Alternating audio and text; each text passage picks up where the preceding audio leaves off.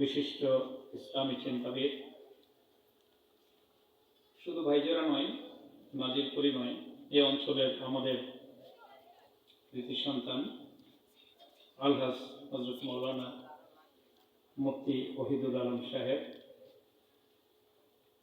উপস্থিত আছেন বিভিন্ন ওলামায়ে কেরাম,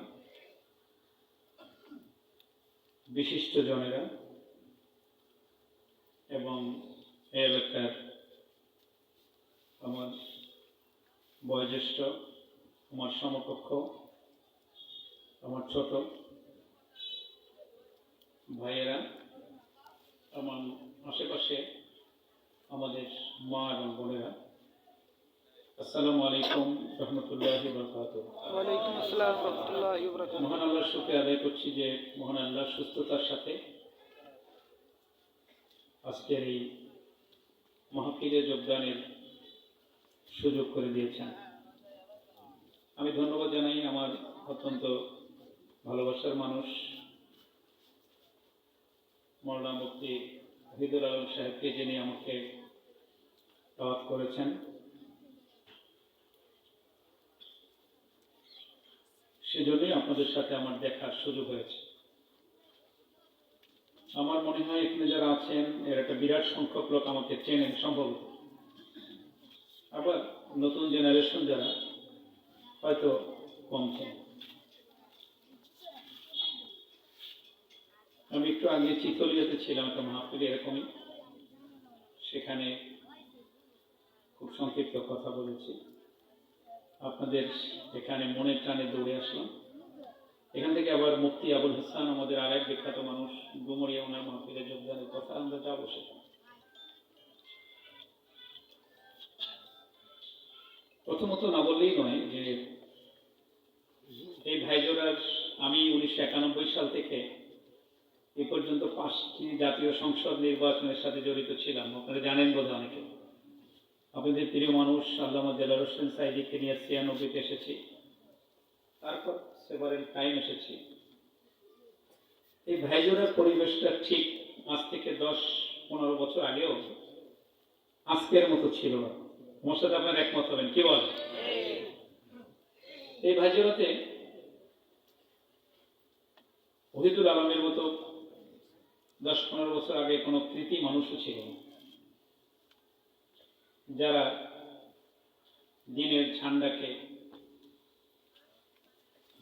বুলন্দ করে সারা বাংলাদেশ নয়, সারা পৃথিবীতে ঘুরে বেড়ান। হ্যাঁ, কোনো কোনো দিক থেকে কিছু নিজেদেরকে কৃতি মানুষ দাবি করার কিছু লোক আছে, আমি চিনি, সবাইকে চিনি, যাদের দিয়ে দিনের কোনো উপকার হয় না, বরং তাদের কথা এবং কাজে সমাজ নষ্ট হয়েছে, একটা শ্রেণীর মানুষ নষ্ট হয়েছে, পরিবেশ নষ্ট হয়েছে, কখনো কখনো দিনও নষ্ট হওয়ার উপক্রম হয়েছে। আমরা এই জাতীয় মানুষকে আমাদের চোখে কৃতি মানুষ মনে করতে পারি না। আমাদের কাছে তারাই কৃতি মানুষ যারা আল্লাহর সার্বভৌমত্ব প্রতিষ্ঠার জন্য সদা সর্বদা প্রচেষ্টা চালান। তাদের মধ্যে বাংলাদেশের অন্যতম উজ্জ্বল নক্ষত্র মুফতি ওহিদুল আলম। আমার ধারণা এবং বিশ্বাস আপনারা অনেকেই মুফতি ওহিদুল আলম সম্পর্কে যথার্থ ধারণা রাখেন না। আমি 1991 সালে যখন প্রথম এসেছিলাম, তখন আমার মনে আছে যে ভাইজোরাতে একটা মিটিং করলাম, মধুর চেয়ারম্যান সাহেব ছিলেন। আমার ছোট ভাইটা তখন ভ্যানের উপর দাঁড়িয়ে, খুব ছোট চিকন একটা মানুষ ছিল, আমার সাথে হাত মেলানোর জন্য খুব উদ্গ্রীব হলেন। আমি হাত মেলালাম। 96-তে আসার পর একটু বড়, তখনও দেখা হয়েছে। তার চোখে, চেহারায় আমি একটা ক্ষুধা লক্ষ্য করেছি তখন থেকে।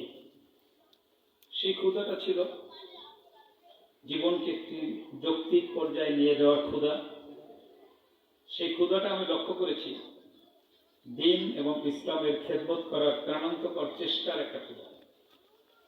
আমি তখনই বুঝতে পেরেছিলাম আমার এই ছোট্ট ভাইটি একদিন পৃথিবী জয় করবে। ভাইজোরা, সকল মানুষ হয়তো জানে না, এবং কিছু দুষ্ট লোক আছে যারা জানার পরও সেটা বলতে চায় না, স্বীকার করতে চায় না। আমি তাদের প্রতি ঘৃণা জানাই। আমি আবারও বলছি যে আমি আশেপাশের সামগ্রিক পরিবেশ সম্পর্কে প্রায় 90% অবহিত, জেনে শুনে বলছি। মুফতি ওহিদুল আলম বাংলাদেশের যে কয়েকজন বিখ্যাত ওয়াইজিন মুফাসসির তার মধ্যে অন্যতম। আমি সুযোগ পেলে তার বক্তব্য চাক্য পাখির মতো শুনি। পাশাপাশি সকল বক্তাই ভালো আলেম নন। যেমন আমি কিন্তু কিছুই জানি না, কিন্তু সারাদিন বক্তৃতা করে বেড়াই। বলতে বলতে প্র্যাকটিস হয়ে গেছে, আমি লেখাপড়ার উদ্দেশ্য দিন। ঠিক এই জায়গায়ও এরকম আছে। কিন্তু মুফতি ওহিদুল আলম একাধারে যেমন এ সময়ের সব থেকে আলোচিত একজন আলোচক, ঠিক তেমনি একজন বড় মতের আলমও বটে। আপনারা জানেন কিনা জানি না, বাংলাদেশের ঢাকা সিটির সব থেকে অভিজাত এলাকা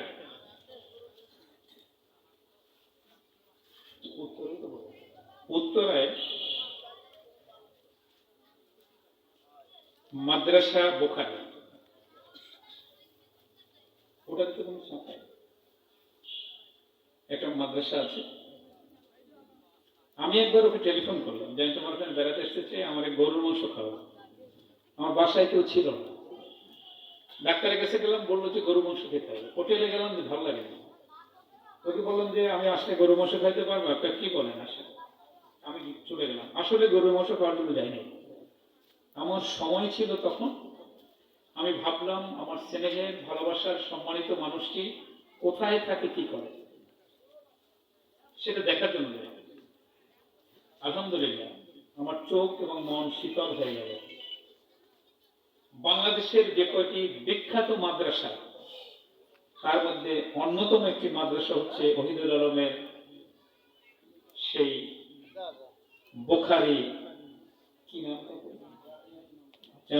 জামিয়া ইমাম বোখারি মাদ্রাসা। যে চমৎকার তার পরিবেশ, যেখানে আমাদের দেশে তো মাদ্রাসা মানে হলো এক পাশে ডৌয়ার বিচি থাকবে, মোহতামেমের চুলে জট লেগে গেছে, ধুয়ে না বহুদিন, কলার ছোলা মোহতামেমের রুমে ভরে গেছে খেলতে খেলতে, পানের পিক দিয়া পুরো দেওয়ালের অবস্থা খারাপ। এগুলো হচ্ছে দিনী পরিবেশ আমাদের এলাকায়। আমি এটিও মনে করতাম ছোটকালে, সাতটাশি মাদ্রাসা বাড়ির পাশে। ওহিদুল আলমের মাদ্রাসায় গিয়ে দেখলাম যে আমি তো একটা বোকার স্বর্গে আছি। সেখানকার পরিচ্ছন্নতা, পরিবেশ, আজকেও আমার চোখ দুটো যখন বুঝি দেখতে পাই যে কোরআনের হাফেজরা কত চমৎকার পরিবেশে তেলাওয়াত করছে, আমার নয়নটা ভরে গেল। আমাকে একটা অফিসে বসানো হলো তার। সে অফিসটা আমি কিন্তু বাংলাদেশের প্রায় সকল স্তরে চলার সুযোগ পেয়েছি নানান কারণে। আমি স্বীকৃতি দিচ্ছি, ওহিদুল আলমের সেই অফিসটা এবং চেয়ারটা আমাকে অনেক সম্মানিত করেছে, অভিভূত হয়েছি। অত সুন্দর অফিস নাজিরপুরের আর কারো দ্বিতীয় আছে বলে আমার জানা নেই। এত পরিচ্ছন্ন, এত পরিপাটি, এত মূল্যবান, গোছানো এবং দিনী পরিবেশ দিকে আচ্ছাদিত। সেই মাদ্রাসা এবং তার খানকা অথবা তার অফিস দেখার পরে ওহিদুল আলমের প্রতি আমার শ্রদ্ধা এবং ভালোবাসা রাশি গুণ বেড়ে গেল। যে আমাদের সে ভাইজোরা ছোট্ট ছেলেটি যে আমার সাথে হ্যান্ডশেক করার জন্য ভ্যানের উপর দাঁড়িয়েছিল, আজকে উত্তরার মতো একটি জায়গায় যেখানে এক আঙ্গুল জায়গার দাম 1 কোটি টাকা, উত্তর, সেখানে শুধু বিশাল বিস্তৃত মাদ্রাসা নয়, সুসজ্জিত, পরিকল্পিত, নয়াভিরাম, চমৎকার মাদ্রাসা, যেটি উনি পরিচালনা করেন। আপনারা কি এগুলো জানেন? আমার মনে হয় না। আর এও এমন লোক এটা বলে না, বলতে চায় না। এরপরে আরেকদিন উপমহাদেশের সারা পৃথিবীর শ্রেষ্ঠ তফসিরকারক বলে আমরা দাবি করি। আপনাদের প্রিয় মানুষ আল্লামা দেলোয়ার হোসেন সাইদির সুযোগ্য মেজ সন্তান আলহাজ শামীম সাইদিকে নিয়ে বেড়াতে গিয়েছিল। আমি বললাম যে একটু বেড়াতে আসবো, গেস্ট আছে আমার সাথে, নাম বলিনি কে আসবে। আমি আর শামীম ভাই গেলাম গাড়িতে। ওদিনও লক্ষ্য ছিল শামীম ভাই সহ ওহিদুল আলমের সাথে কথা বলা, কোন মসজিদে নামাজ পড়ে সেটা একটু দেখা। ওটা টিনের ঘর না পাশে বেড়া নাই, অথবা উপরে সাউনি গোল কথা দিয়ে কিনা। ভাইজোরার এই ছেলেটা কোন মসজিদে ইমামতি করে, আমাদের ভাই কি করে? সুবহানাল্লাহ, আলহামদুলিল্লাহ। সুবিশাল বিস্তৃত এক মসজিদ, ওটার নাম কি? মসজিদ আল মাকফিরা। হাজার হাজার উত্তরাতে বাংলাদেশের প্রথম শ্রেণীর মানুষ থাকে। এই অর্থে যে যারা ধনবান, যারা জ্ঞানবান, যারা দুনিয়াবি প্রতিষ্ঠিত মানুষগুলো উত্তরে ওই এলাকায় থাকে। আমাদের মতো গরিব মানুষ ওখানে থাকে না, আমি থাকি না, থাকতে পারি না, যোগ্যতা নেই, পয়সা নেই, ওনারা থাকে। ওই মসজিদে এইসব এলাকায় ওয়াক্তের নামাজে মানুষ খুব কম হয়, কিন্তু জুমার দিন তারা ঈদ উৎসবের মতো নামাজ পড়তে যায়, সুরমা টুরমা লাগাইয়া, বিশাল। এই জাতীয় এলিটদের একটা বিশাল মসজিদ, বিশাল সুবিশাল। সেই মসজিদে আমরা একটু লেটে গেলাম। আমি পিছনে দাঁড়িয়ে দাঁড়িয়ে শহীদুল আলমের বক্তব্য শুনছি। আমার চোখ থেকে টপ টপ করে পানি পড়ছিল যে আমার ছোট ভাই আজকে মেধা যোগ্যতা অনেক বড় হচ্ছে। নামাজ শেষ করার পর শুধু দেখো আমরা বেরোলাম, বললো ভাই আপনি তো এত বড় মেহমান নিয়ে আসবেন বলেন নাই। ওর এক বাসায় দাওয়াত ছিল, আমরা সে বাসায় গেলাম, একসাথে খাওয়া দাওয়া করলাম, কাউকে বলিনি। আমার বুক এবং চোখ প্রশান্তিতে ভরে গেল। ওই মাদ্রাসার প্রতিষ্ঠাতা আমার মহতামিম মুফতি ওহিদুল আলম, পাশাপাশি এত বড় সুবিশাল বিস্তৃত মসজিদের খতিব মুফতি ওহিদুল আলম। আমি যখন ওকে ছোট ভাই বলে সম্বোধন করি, আমার বুকটা গর্ব এবং অহংকারে ভরে যায়। গতকালকে টেলিফোনে বললাম, আমি অনেক চেষ্টা করলাম তোমাকে আপনি বলতে পারলাম না, তো বললো যে না আপনি তুমি বললে আমি প্রাউড ফিল করি। এটি আমার একটা অযোগ্যতা যে ওকে তুমি বলা যায় না, কিন্তু আমি যখন বলতে যাই বাধাগ্রস্ত হই। কেন আমি আমার মাকে তো তুমি বলি, মা কই তুমি এদিকে আসো। পৃথিবীর সেরা মানুষ আমার দাদি, তাকে তুমি বলি। দুজন মানুষকে তুমি বলি। বউরে তুমি বলা তো একটা ভিন্ন স্টাইল, এর সাথে এর সম্পর্ক নেই, এটা সবাই বলে, আমরাও বলি। এই দুজন মানুষের পাশাপাশি বড় মানুষদের মধ্যে আমি মুফতি ওহিদুল আলমকেও তুমি বলি। এটি অবারিত ভালোবাসার অংশ। আমি জানি না ও হয়তো মাইন্ড করে, বদদোয়াও করি কিনা জানি না, তবে করার কথা না, এরকম না আসে। আমি এই কথাটা এই জন্য বললাম, কাছের কৃতি মানুষগুলোকে জানা দরকার। আমরা যদি এটা জানতে না পারি, আমরা যথার্থ মূল্য দিতে পারবো না। আর যখন যথার্থ মূল্য দিতে ব্যর্থ পাবো, ওই লোকটা হতাশ হবে, ক্ষতিগ্রস্ত হবে। তাতে কি হবে? উনি আমাদের জন্য যে ভালো কাজটা করতে পারতেন, সেই কাজটা করার জন্য না করার জন্য হতাশ হয়ে যাবে। আমার কাছে খবর আছে, এই মাদ্রাসা এবং এই প্রতিষ্ঠান করে মুফতি ওহিদুল আলম একেবারেই খুব শান্তিতে করতে পারছেন বা আছেন, সেটা আমার কাছে মনে হয়। যে পরিমাণ সহযোগিতা আমাদের করা উচিত ছিল, আমার মনে হয় সেখানে কিছু ব্যত্যয় আছে, সেখানে কিছু ঘাটতি আছে। আমার মনে আছে, আমি নাম বলতে চাই না কিন্তু বলতে পারি, এই এলাকার বড় বড় 2-3টা দুষ্ট লোক আছে, এখনো আছে জীবিত। এগুলো দেরিতে আল্লাহ নেন। একজন আমাকে বলছিল, আপনি কি মুফতি ওহিদুল আলম চেনেন? বলহা চিনি। জানেন সে সৌদি থেকে এই মাদ্রাসার কথা বলে লক্ষ লক্ষ টাকা এনে এখানে সামান্য কিছু দেয়, বাকি টাকা খেয়ে ফেলে। তা আমি শোনার পরে বললাম, আচ্ছা ঠিক আছে, আপনার কথা যদি সঠিক হয় ও তো আর এখানে এসে ক্লাব সমিতি আর মদের ক্লাব বানায় না, ও তো একটা মাদ্রাসা বানাইছে।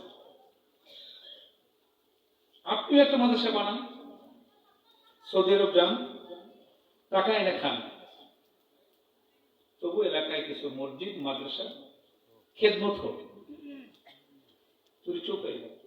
তারপরে আমি বললাম পরিষ্কার করে, আপনার কপালে সৌদি নাই, বাইতুল্লাহ নাই, মসজিদ নাই, মাদ্রাসাও নাই, সে নসিব নিয়ে আপনি জন্ম নেন নাই।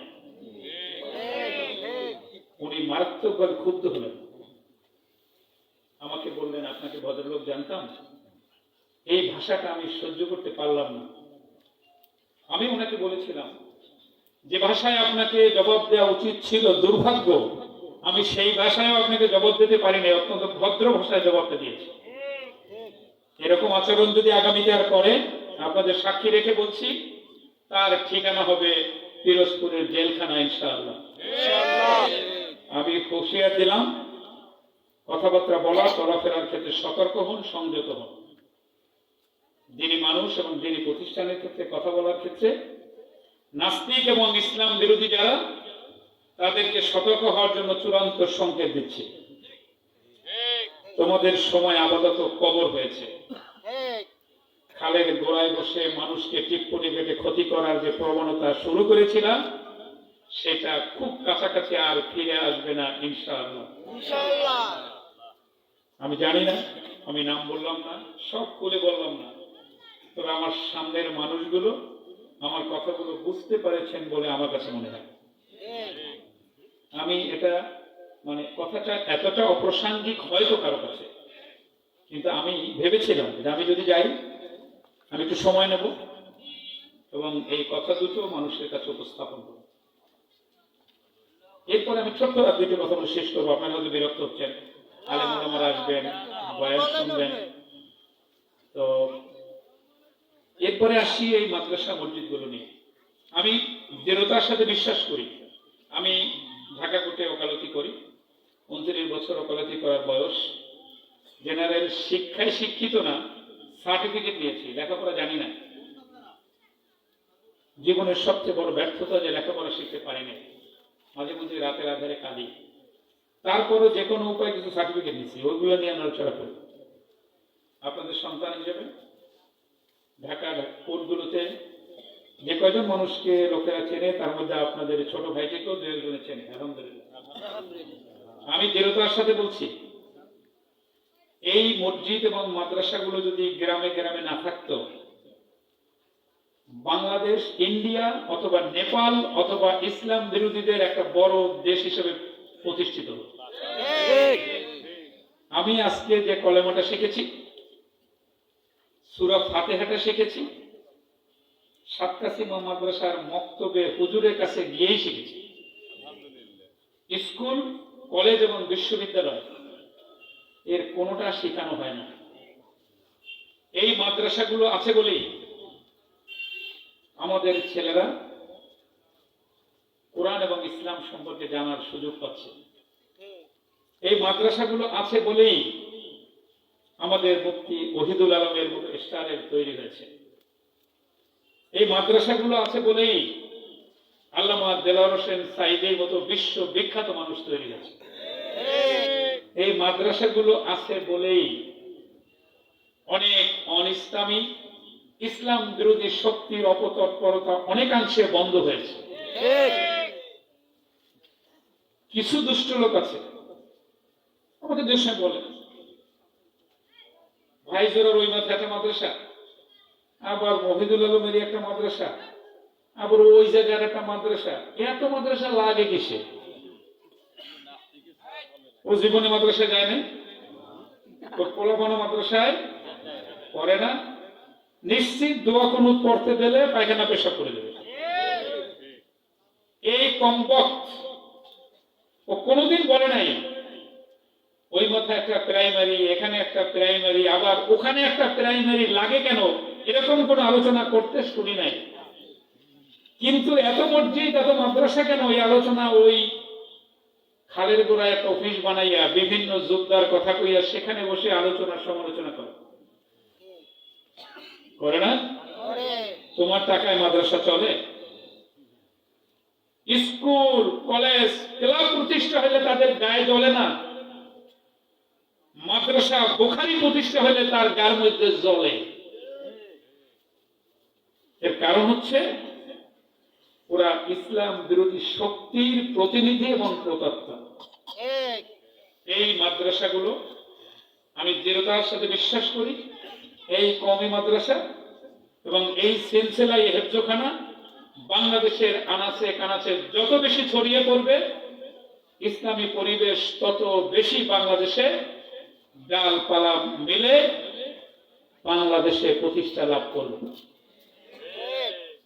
আমি একটা কথা সেদিন এক মাহফিলে বলেছি, আজকেও আমি বলি, এই মাদ্রাসাগুলো ধ্বংস করার জন্য আমাদের তথাকথিত বুদ্ধিজীবী যাদের কথা বললাম ইশারা ইঙ্গিতে, এদের প্রতাপ্তা যারা, তারা এই মাদ্রাসাগুলোকে ধ্বংস করার জন্য, আমাদের এখানে যারা বসা আছেন এখনকার জেনারেশন জানে না, আমরা ছোটবেলায় ভোরবেলা উঠেই তো মক্তবে যেতাম। আমরা গেছি না, আপনারা গেছেন না? মক্তবে গিয়ে সেপারা পইরা আইসা তারপরে নাস্তা খেয়ে স্কুলে যেতাম। বিকালবেলা নানা বাড়ি গেলে দেখলাম খালাম্মার কাজ বাজ করে একখান সেপারা লইয়া হুজুরের মক্তবে যাই। খালাম্মা কই যান? মক্তবে সেপারা পড়তে যায় বিকালবেলা মহিলা। আমার মা এবং খালা, ফুফু এবং চাচি এবং আমরা ইসলামের প্রাথমিক যতটুকু ধারণা পেয়েছি এই নুরানি মক্তব হেফজখানা মাদ্রাসা থেকেই পেয়েছি। এটিকে বন্ধ করার জন্য অত্যন্ত সুপরিকল্পিত ষড়যন্ত্র করে ইসলাম বিরোধী শক্তি বাংলাদেশে একটি কারখানা আবিষ্কার করেছে।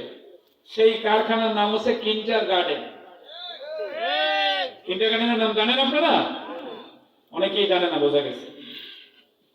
কিন্টার গার্ডেন তৈরি করা হয়েছে এই মক্তব মাদ্রাসা এগুলোকে বন্ধ করার জন্য কিন্টার গার্ডেন প্রতিষ্ঠা করা হয়েছে। কেন? আচ্ছা, কিন্টার গার্ডেন কখন শুরু হয় জানেন? সকালে ভোরে 6টা 7টায়, শেষ হয় 9টা 10টায়। আচ্ছা, এই কিন্টার গার্ডেন 10টায় শুরু হতে পারতো না? বিকাল 3টায় হতে পারতো না? কেন হয় না? সকালবেলা মক্তবে যাইতে যাতে না পারো সেই জন্য কিন্টার গার্ডেন দিয়ে দিয়েছি যে মক্তবে যাওয়া যাবে না। আমরা ধিক্কার জানাই এই কিন্টার গার্ডেনে। কোন ছেলেকে কিন্টার গার্ডেনে পাঠাবেন না আপনারা। 4 বছর বয়স, 15 খান বই, ঘুম দিয়ে ওঠার সময় মায় কান্দে, বাপে কান্দে, পোলাও কান্দে, অত ভরে ঘুম দিয়ে ওঠা জানি। বই মাস্টারের লয় কহান, মায়ের লয় কহান। তারপর যায় মেট্রিক এমএ পাস করে বাড়ি আসার পরে নামাজ পড়তে যখন যায় 1 রাকাত পায় নাই, বাকিটা কেমনে শেষ করবে কাচুমুচু খায়, ও তো জানে না। ও তো সূরা ফাতিহা পড়তে পারে না। ও তো কি মক্তবে যায় নাই, মাদ্রাসায় যায় নাই, ও তো কিন্ডার গার্ডেনে গেছে। এই মাদ্রাসা শিক্ষাকে ধ্বংস করার জন্য এই কিন্টার গার্ডেনের উৎপত্তি হয়েছে। আলহামদুলিল্লাহ। তারপরেও এক শ্রেণীর আলেম ওলামা, আমি শ্রদ্ধাবনত বলছি, খুব কম বেতন এই আলেম ওলামাদের। হেফজখানা একজন শিক্ষক অস্বাভাবিক পরিশ্রম করেন। আমার বাড়িতে 7 ক্লাসে মাদ্রাসা পড়ছে, রাত নাই, দিন নাই, ঘুম নাই, ছোট ছোট বাচ্চাদেরকে কোরআন মুখস্থ করেন। এই হেফজখানার একজন মাস্টারের বেতন হচ্ছে 3 থেকে 4,000 টাকা। হোটেলে ফিসাবিল্লাহ খাবার, কোনোদিন আলু দিয়া, ডিম দিয়া আর ডাল, এমন ডাল যে পাতে নিলে বোঝা যায় না পানি আর ডাল। হুজুরও সন্তুষ্ট, আমি দিনের খেদমত করি, আমরাও সন্তুষ্ট যে কম নাকি 3,000 টাকা বেতন দিয়ে, সেটা কি কম? বিশাল একটা বেতন। প্রায় মারে বোঝে কি? প্রাইমারি 90% ফাঁকিবাজি লেখাপড়া। সকালবেলা 3 ঘন্টা বদলা কিষান দিয়া তারপর যায়, 2 ঘন্টা ডিউটি করে বাড়ি আসে, বেতন হচ্ছে 35 থেকে 35,000 টাকা। আর আমার মাদ্রাসার হেফজখানার হাফেজের বেতন হচ্ছে মাত্র 3 থেকে 4,000 টাকা। এরপরেও এই প্রতিষ্ঠানের আলেম ওলামা হাফেজরা আমি আবারও বলছি, সেজদা অবনত হয়ে বলছি, ওনারা জীবনের সর্বোচ্চ ত্যাগ করে আমাদের ছোট ছোট বাচ্চাদেরকে আলেম ওলামা এবং হাফেজ হিসেবে তারা গড়ে তুলেছে। আমি তাদেরকে শ্রদ্ধা স্যালুট জানাই। আমরা যারা উপস্থিত, আমাদেরকে বিষয়গুলো ভাবতে হবে। আমাদের দেশে আমরা প্রাইভেট মাস্টার রাখি না? প্রাইভেট মাস্টার ইংরেজি স্যারে যে পড়ায়, সেই ইংরেজি স্যারের বেতন হলো 3000 টাকা। বাংলা অন্যান্য সাবজেক্টে পড়ায়, তার বেতন 3000 টাকা। যে হুজুর সেপারার কোরআন শরীফ পড়ায়, তার বেতন কত? 1% 2 থেকে 300 টাকা। বেশি কইছে। মাহফিলে আসলে ফেতর ফেতর টান দিই, মসজিদে গেলে শহীদ হওয়ার জন্য মানে ব্যাকুল হয়ে যায়। কোরআনের শিক্ষকের বেতন 200 টাকা দিই, লজ্জা করা উচিত। ইংরেজিতে শিক্ষক, তিনি যখন আসেন, আমার ভাই অথবা বোন তারে ডিম পোস্ট করে খাওয়ায়, তার একটা আপেল দেয়, পরোটা দেয়। হুজুর যখন পড়াতে আসেন, ওর মাথায় ঠাডা পড়ে, 1 গ্লাস পানি দিতেও তার মধ্যে কোনো অনুভূতি কাজ করে না। এত মহন্তি হবে কি? আমাদের আজকে সিদ্ধান্ত নিতে হবে যে প্রত্যেক বাড়ি বাড়ি আমরা ছাত্রদের জন্য আলেম কারি হাফেজ রাখবো, এই কোরআন হাদিস শিক্ষা দেওয়ার জন্য। রাজি আছেন আপনারা? ইনশাআল্লাহ। এবং বেতন দেবেন 50 টাকা করে, কি বলেন? বেশি দেবেন ইনশাআল্লাহ। এটা যদি হয়, এই জাতি খুব স্বল্প সময়ের মধ্যে গোটা বাংলাদেশ আজকে এই বোখারি মাদ্রাসার মতো গড়ে উঠবে ইনশাআল্লাহ। আমি মৌলানা মুফতি ওহিদুল আলমকে আহ্বান জানাবো ওনার মাধ্যমে, এখানে যে আলেম ওলামা আছেন তাদের মাধ্যমে এ জাতীয় প্রতিষ্ঠান আরো অনেক বেশি করার জন্য আপনারা উদ্যোগ গ্রহণ করুন। আমাদেরকে দোষ দিয়ে লাভ নাই, আমরা এগুলো বুঝি না, আমরা এই মার্কার লোক না, বিধায় আমরা আপনাদেরকে সহযোগিতার সম্মান করতে পারি না। তাই বলে এই মার্কাজ, এই মিছিল, এই যাত্রা বন্ধ করা যাবে। আরেকটা কথা বলে শেষ করব। সর্বোপরি এই সব প্রতিষ্ঠান, এরকম একটি পরিবেশ, এরকম একটি সমাজ যারা কামনা করি, তার জন্য রাষ্ট্র শক্তি, ইসলামের পক্ষে রাষ্ট্র শক্তি প্রয়োজন। ঠিক। বুঝাতে পারছি? 5 তারিখের আগে তাফসীর মাহফিল করা যেত না। মাদ্রাসা মসজিদে ইমাম সাহেবরা সত্যি কথা বলতে পারতো না। আমরা আপনাদের কাছে আসতে পারতাম না। বাধা ছিল কোথায়? রাষ্ট্র শক্তি। রাষ্ট্র শক্তি ইসলামের পক্ষে না থাকার কারণে, রাষ্ট্র শক্তি দুষ্ট লোকের হাতে থাকার কারণে আমরা ইসলামের পক্ষে কাজকর্ম করতে পারি নাই। তাহলে বোঝা গেল রাষ্ট্র শক্তি ছাড়া মাদ্রাসা, মসজিদ, স্কুল, কলেজ, কোরআন কোন কাজই শান্তিপূর্ণ করা যাবে না। যাবে না। সেজন্য আমি ওহিদুল আলমকে আজকে আহ্বান জানাবো, এতদিন যা করছেন ভালো, মাদ্রাসা বানিয়েছেন, মসজিদ বানিয়েছেন, এতক্ষণ ভালো কথা বলছি, এটা মন্দ কথা বলি। এই আপনারা ইসলামকে রাষ্ট্রীয় ব্যবস্থা প্রতিষ্ঠার জন্য যে পরিমাণ উদ্যোগ নেওয়া প্রয়োজন, আপনারা তা করেন না। এই সারা বাংলাদেশের কওমে আলেম, মসজিদের ইমাম, অন্যান্য ইসলামপন্থীরা, জামাত ইসলামী খারাপ, জামাত ইসলামী ভালো না, এরা যদি ঐক্যবদ্ধ হয়ে নামে, বাংলাদেশে এমন কোন শক্তি নাই এর মোকাবেলা করতে পারে। আপনাদের সদিচ্ছার অভাব। শেখ হাসিনার মিটিংও যাবেন, অমুক জিয়ার মিটিংও যাবেন, সবার সাথে সুসম্পর্ক রক্ষা করবেন, আপনার দিনী প্রতিষ্ঠান ভালো চলার কোনো সম্ভাবনা নাই। একজন মুসলমান কোন অমুসলমান, কোন ইসলাম বিরোধী শক্তির সাথে আপোষ করতে জানে না। যারা আপোষ করে তারা ইসলামী শক্তির সাথে মুনাফিকি করে, বেঈমানি করে। আমি পরিষ্কার হাতে বলতে চাই, এতদিন যা হয়েছে হয়েছে। আমি মুফতি ওহিদুল আলম একটি প্রতীক মাত্র। আপনাদের প্রতি আহ্বান, আমরা যারা ইসলাম বুঝি না, আমরা যারা কোট করা মানুষ, ইমামতি করার যোগ্যতা নাই, বাংলাদেশ ইসলাম প্রতিষ্ঠা হোক সেটা প্রত্যাশা করি, আপনাদের কাছে প্রত্যাশা করি। আপনি এখানে বড় আলেম, এই মাদ্রাসার প্রতিষ্ঠাতা, এই ওয়ার্ডের মেম্বার একজন খারাপ লোক নির্বাচিত হয়, আপনার তো লজ্জা করা উচিত। ঠিক একজন বেনামাজি লোক মেম্বার হবে আর আমি মাদ্রাসা বানাবো, এই মাদ্রাসার কোনো প্রয়োজন নাই। ঠিক এই এলাকার চেয়ারম্যান হবে নষ্ট লোক, জুয়াখোর, গাঁজাখোর, ছিনতাইকারী। একজন চেয়ারম্যান যখন এরকম হয়, মসজিদ, মাদ্রাসা, আলেম ওলামা দিয়ে আমাদের কি প্রয়োজন হবে? উপজেলার চেয়ারম্যান হবে একজন খারাপ লোক, 1.5 টাকার বিড়ি কেনার যোগ্যতা ছিল না, কারিগরি টাকা অর্জন করে পাজেরোতে চলে মানুষকে অত্যাচার করেছে। ওই মুফতি ওহিদুল আলম কেন উপজেলা নির্বাচন করেন না? আপনাদের পক্ষে ইসলামপন্থীরা কেন সেখানে রুখে দাঁড়ায় না? নাজিরপুর আমরা এখানে বসে বিশাল মাহফিল করি, সকালবেলা যখন জমি নিয়ে গন্ডগোল হয় তখন উপজেলা এমন অমূল্য মাস্টারের বাড়ি যাইয়া তার বারান্দার কোনায় চুপচাপ বইয়ে থাকি, স্যার আমাকে একটু শোনেন। হ্যাঁ বেটা মৌলবি যা, পরে আসিস। এটাই তো আমাদের পাওনা। ওই উপজেলা চেয়ারম্যান হতে হবে ইসলামের সম্মিলিত শক্তির একটা প্রতীক হিসেবে। আপনি ইসলামের পক্ষে কথা বলবেন, মসজিদ মাদ্রাসা বানাবেন, নির্বাচনের জাতীয় সংসদ নির্বাচনে ভোট দেবেন সবচেয়ে চাঁদাবাজ এবং শয়তানকে, এটা ইসলাম হতে পারে না।